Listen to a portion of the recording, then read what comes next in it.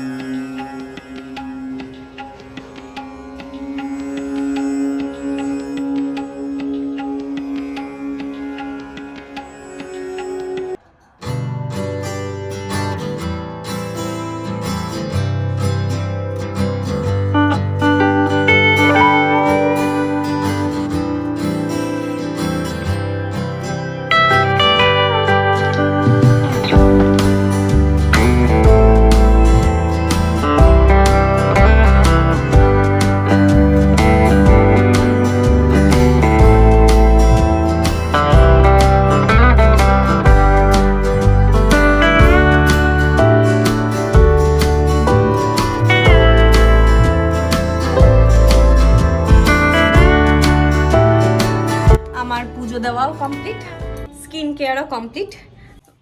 আজকে তো দু জায়গায় নেমন্তন্ন রয়েছে, একটা হচ্ছে দুপুরবেলায় আছে, আর একটা হচ্ছে মানে রাত্রিবেলা রয়েছে। দুটোই কীর্তন। সন্ধ্যাবেলাটা হচ্ছে তিনার ঠাকুরের পুজো, আর দুপুরবেলাটা শুধু কীর্তন দিচ্ছে, সেটা হচ্ছে অবিকের মামা বাড়ির পাড়ায়। আরেকটা হচ্ছে আমাদের এক পরিচিত আন্টির বাড়িতে, সেটা হচ্ছে সন্ধ্যেবেলাতে। তো চলো এখন রান্না বান্নার দিকে যাই। আর দেখো আমার এখানে কি একটা গোটা উঠেছে, কি যে হয় আমার দিনই একটা ছোট্ট ছোট্ট করে গোটা উঠবে, উঠে আবার ঠিক হয়ে যাবে। তো চলো তোমাদের কাছে যদি কিছু সলিউশন জানা থাকে অবশ্যই আমাকে কমেন্টে জানিও, আমি তাহলে সেটা ইউজ করব। তো চলো এবার রান্নাঘরের দিকে যাওয়া যায়। একটু টক দই খাবো, আমার সকালের ব্রেকফাস্ট হয়ে গেছে, আমি চিড়ে খেয়েছি আজকে ব্রেকফাস্টে। ওদের টক দইটা কিন্তু আমি ঘরেই পাতি, আর ঘরের টক দই আমার টেস্ট লাগে। আমারও প্রথম প্রথম টক লাগতো, কিন্তু এখন বানাতে দারুণ লাগে, দুর্দান্ত। আমি এর মধ্যে কোনো চিনি দিইনি, কোনো নুন দিইনি, কোনো বিট নুন দিইনি, কিচ্ছু দিইনি, আমি জাস্ট নর্মালি খাবো। যেহেতু আমাদের নেমন্তন্ন আছে, দাঁড়াও এক সেকেন্ড চিমনিটা বন্ধ করি, না হলে শুনতে পাবে না। তো যেহেতু আমাদের নেমন্তন্ন রয়েছে তাই জন্য আমাদের কিছু করছি না রান্না, মামামের জন্য করছি।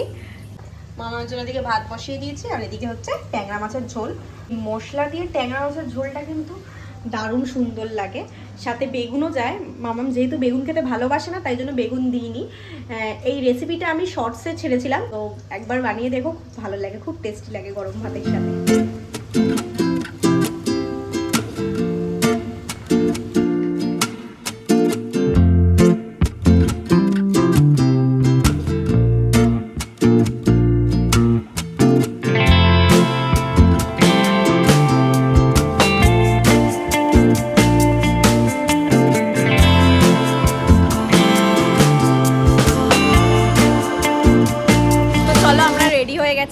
বেরিয়ে পড়েছি, আমি এই কুর্তিটা পরেছি।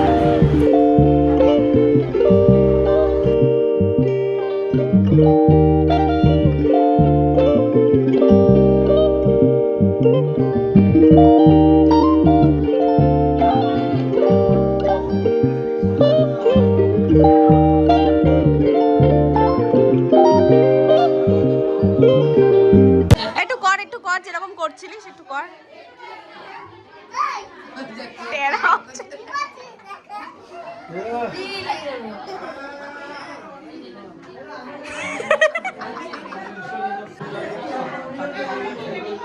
ধরে নিয়ে গেলে তোমার কি করতে হয়?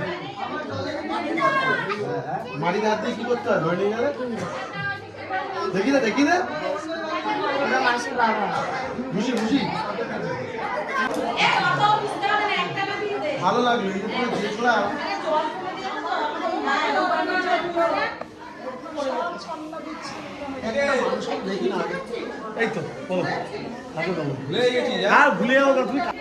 প্রথমেই প্লেটে চলে আসলো সাদা ভাত, কলমি শাক ভাজা, তারপরে এসেছে মোচার ঘন্ট, তারপরে এসেছে ধোর ভাজা, কচুর শাক বাদাম দিয়ে, তারপরে শুক্তো, অনেক অনেক রকমের আইটেম ছিল। তারপরে এসেছে বিভিন্ন সবজি দিয়ে একটা বড়া, সাথে আবার ডালও করেছিল, বাট আমি নিইনি কারণ অনেক রকমের জিনিস ছিল, আমি খেতে পারছিলাম না। আবার চলে আসলো ফ্রাইড রাইস, আবার পনির, ফুলকপির তরকারি, অনেক কিছু ছিল, আমি সেই জন্য এত কিছু নিতে পারিনি। লাস্টে আবার বেগুন সুন্দরীও ছিল, আমি সেটা ক্যামেরা করতে ভুলে গেছি। আরে হ্যাঁ, চিন্তা এই যে একটু তাকাও এদিকে, এ বাবা আমি এখন খেয়াল করিনি যে তুমি এখানে দাঁড়িয়ে আছো, আমি তো এদের নিয়ে ব্যস্ত।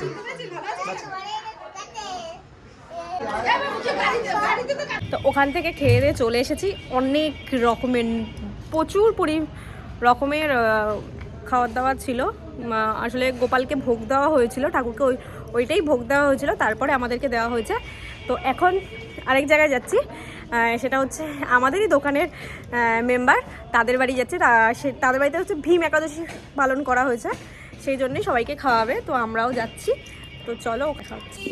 তারপরে আমরা মাসির বাড়ি গেছিলাম, কিন্তু আমার ফোনে চার্জটা একদম শেষ হয়ে গেছিলো, তাই জন্য ক্যামেরা করতে পারিনি। তাই দোকানে এসে আমি চার্জে দিয়ে তারপরে আবার একটু ক্যামেরা করছি। এটা হচ্ছে আমাদের দোকান, তোমরা অনেকেই চেনো, আবার অনেকে চেনো না। আমাদের একটা ছোট্ট বিরিয়ানির দোকান আছে, এটা হচ্ছে পাত্রপাড়ায় রয়েছে। পাত্রপাড়াটা হচ্ছে মধ্যমগ্রাম সাহেববাগান পাত্রপাড়া, যেটা তোমরা মধ্যমগ্রাম স্টেশন থেকে সাহেববাগানের অটো ধরে তোমরা সেখানে যেতে পারো, হাঁটা পথে 2 মিনিট, বেশিক্ষণ সময় লাগে না। তো তোমরা সবাই এসো, তোমাদের আশা করছি ভালো লাগবে বিরিয়ানির টেস্ট। আর এখানে সব রেডি হচ্ছিলো, তো তাই ভাবলাম একটা ক্লিপিং নিয়ে নিই, তোমাদের সাথে একটু শেয়ার করে নিই।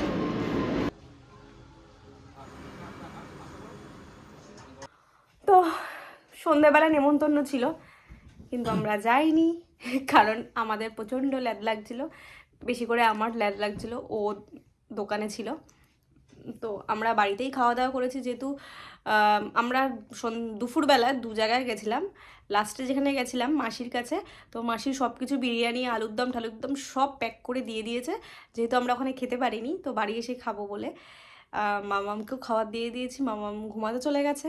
এবার আমরা এখন খাওয়া দাওয়া করে উঠে বসলাম সবে ভিডিওটা শেষ করব বলে। তো কেমন কাটলো আজকের দিনটা? ঠিকঠাক, সত্যি আজকে দিনটা কিন্তু খুব ভালো কাটলো, কেননা ঠাকুরের ভোগ খেয়ে খুব ভালো লাগলো। নানান রকমের ভোগ খেলাম, নানান অনেক রকমের আইটেম খেয়েছি আমরা আজকে।